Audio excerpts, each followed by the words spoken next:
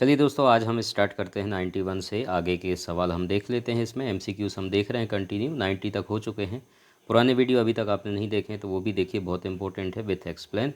और अब हम इसमें बात करने वाले हैं, जैसे कि सवाल आपके सामने है, the blood cell help for clotting of blood. तो बहुत इंपॉर्टेंट ये सवाल बन जाता है और ये आप पढ़ भी चुके हैं। बहुत आसान सवाल है और इसमें आपको ज़्यादा दिमाग लगाने की ज़रूरत नहीं है। क्लॉटिंग से रिलेटेड है तो सिंपल सी बात है, आपका दिमाग में प्लेटलेट्स ही आएगा। ठीक है, और करेक्ट ऑप्शन भी आपका प्लेटलेट्स है, जो कि क्लॉटिंग में आपका हेल्प करता है। इसके अलावा जो यहाँ पर ऑप्शन दिए हुए हैं, इनकी भी बात कर लेते हैं। हो सकता है इनसे भी क्वेश्चन बन जाए। जैसे कि मोनोसाइट दिया हुआ है, हम शॉर्ट में बात करेंगे। ये WBC के टाइप्स हैं और इसमें आपको दिख रहा होगा लिम्फोसाइट और यूसिनोफिल। ठीक है, बाकी आपको सबको पता है RBC, WBC और उसके बाद प्लेटलेट्स, ये इंपॉर्टेंट चीज़। ठीक है, तो इनमें से आपके WBC के अंतर्गत दो चीज़ आते हैं, ग्रेन्युलोसाइड और ए ग्रेन्युलोसाइड। तो इसमें आप मोनोसाइट के बारे में आप लोगों ने पढ़ा होगा। तो मोनोसाइट का मेन फंक्शन क्या होता है, तो ये सर्टन इन्फेक्शन जो होता है उससे ये फाइट करता है आपके मोनोसाइट्स। तो हो सकता है इससे क्वेश्चन बन सकते हैं। मोनोसाइट्स के आप काम और क्या चीज़ इसका इंपॉर्टेंट रोल होता है वो आप याद ज़रूर रखें। उसके बाद लिम्फोसाइट है, तो लिम्फोसाइट इम्यून सिस्टम, जैसे कि बैक्टीरिया, वायरस, ठीक है, कैंसर सेल, तो इन सब चीज़ों में फाइटिंग का काम ये करता है। तो जितने भी WBC आपको तो पता है, ठीक है, लड़ने का काम करते हैं अगेंस्ट जो भी इन्फेक्शन है उसके खिलाफ। यूसनोफिल है, तो यूसनोफिल आपके पैरासाइटिक इन्फेक्शन हो गया, इन्फ्लामेटरी, तो ये सारे कंडीशन में आपका यूसनोफिल हेल्प करता है। तो ये सब चीज़ें हैं, शॉर्ट में मैंने आपको बता दिया। बाकी बहुत सारी डिटेल आप जब पढ़ेंगे ब्लड के बारे में, WBC के एक एक टाइप्स के बारे में, तो आपको डिटेल में इन्फॉर्मेशन मिल जाएगा। ठीक है, चलिए अगले सवाल की तरफ हम चलते हैं। The reagent used for sickling test. तो सिकलिंग टेस्ट के ऊपर ऑलरेडी मेरा वीडियो बन चुका है मेरे मेन चैनल पर, आप कंप्लीट देखिएगा। उसमें बहुत डिटेल में मैंने एक्सप्लेन करके दिया हुआ है।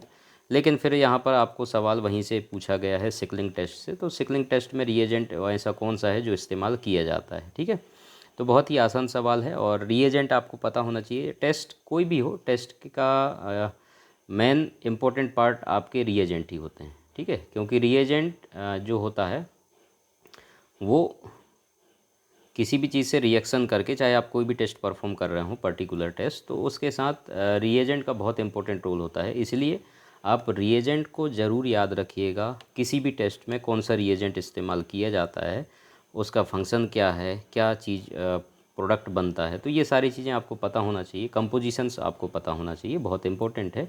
तो ये सारी चीज़ें सवाल में बनते हैं, ये हमारा पार्ट है। ठीक है, तो इसको आपको याद करना ही है। तो रिएजेंट जो आपके सिकलिंग टेस्ट में इस्तेमाल किया जाता है वो पूछा है, तो सोडियम मेटाबाइसल्फेट यहाँ पर दिया हुआ है। करेक्ट ऑप्शन आपका ये है, बाकी ऑप्शन करेक्ट नहीं है। ठीक है, तो करेक्ट आंसर कौन सा हो जाएगा, बी वाला, सोडियम मेटाबाइक सल्फेट। तो बाकी चीज़ों के बारे में आपको जानने की ज़रूरत है नहीं।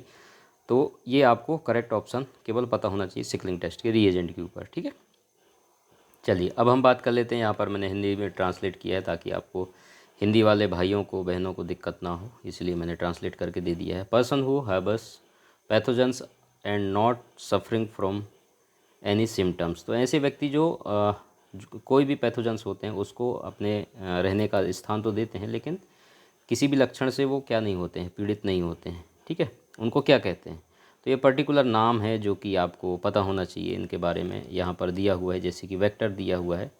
तो वेक्टर का मतलब यहाँ पर क्या होता है, living organism that transmits and infections agents from an infected animal to human और अनदर एनिमल।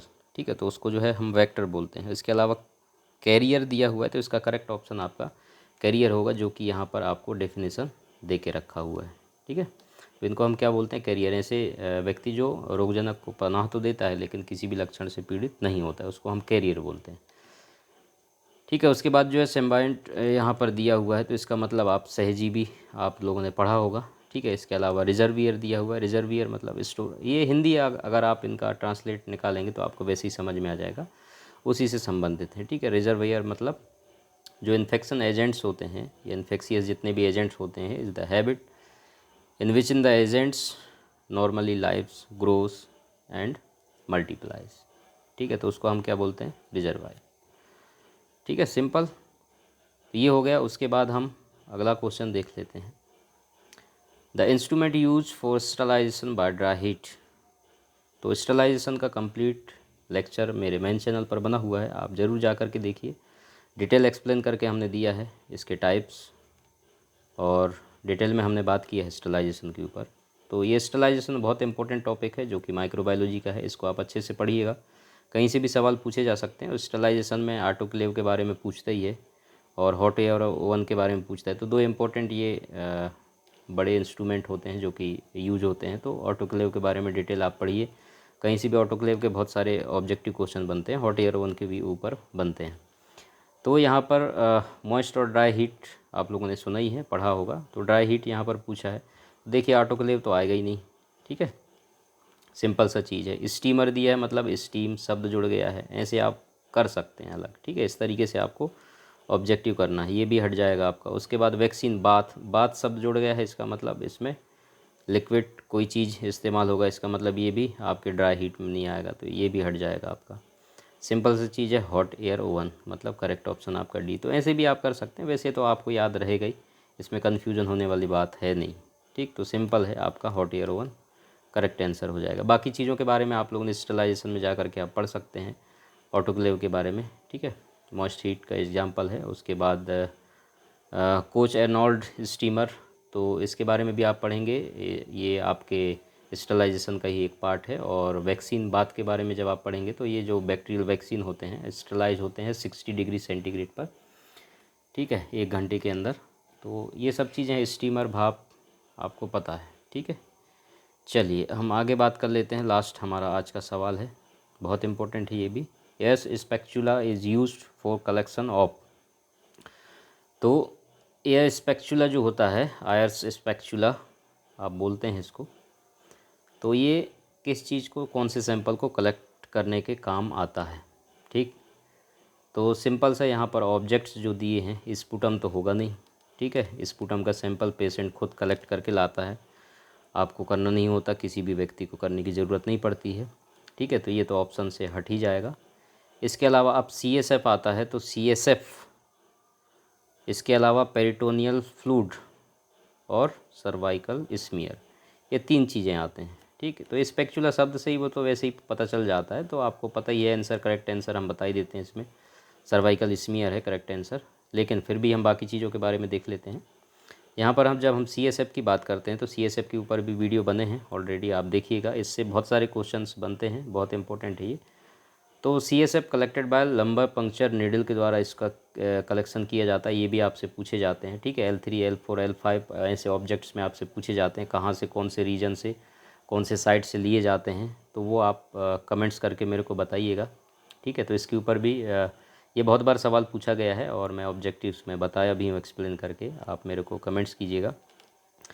पेरिटोनियल फ्लूइड, इसके बारे में भी आप मेरे को बता सकते हैं, ठीक है। सर्वाइकल स्मीयर, और साइटोलॉजी में आप बाकी चीज़ों के बारे में बता सकते हैं, तो बताइएगा कि सैंपल कलेक्शन हम कौन कौन से करते हैं साइटोलॉजी में, ठीक है, और कौन कौन से इंस्ट्रूमेंट उसमें इस्तेमाल किए जाते हैं, तो वो आप मेरे को कमेंट्स करके बता सकते हैं। बाकी मैं शॉर्ट में आपको बता देता हूँ, पेरिटोनियल जो फ्लूइड होता है, ये आपके लिक्विड हैं जो कि आपके ऑर्गन, जो आपके एब्डोमिनल एरिया है, ठीक है, एब्डोमिन आप बोल सकते हैं, तो वहाँ के जितने भी ऑर्गन्स हैं तो उनको ये सराउंडिंग का काम करता है, ठीक है। तो वहाँ पर ये पाया जाता है। और बाकी CSF के बारे में हम डिटेल में बात कर ही चुके हैं, तो आप CSF बहुत इंपॉर्टेंट है, आप इसको अच्छे से पढ़िएगा। और सर्वाइकल स्मीयर साइटोलॉजी के पार्ट हैं, तो साइटोलॉजी आप अच्छे से पढ़िए, वहाँ से भी ऑब्जेक्टिव्स बनते हैं। तो ये है सिंपल सवाल यहाँ जो पूछे गए थे, और इस तरीके से 95 तक हम कर चुके हैं। इसके अलावा बाकी भी हम कंटिन्यू क्लास करेंगे। आपको बुक्स वगैरह की रिक्वायरमेंट है, आप डिस्क्रिप्शन पे जाएंगे, बुक्स मिल जाएगा। इसके अलावा मेरे को आप इंस्टाग्राम, ट्विटर, फेसबुक पे भी आप मेरे को फॉलो कर सकते हैं। और thank you so much video देखने के लिए। पहली बार आए हैं, चैनल को सब्सक्राइब ज़रूर कीजिएगा, लाइक कीजिए, शेयर कीजिए अपने दोस्तों में। कोई सवाल है तो कमेंट्स कर सकते हैं। और थैंक यू सो मच।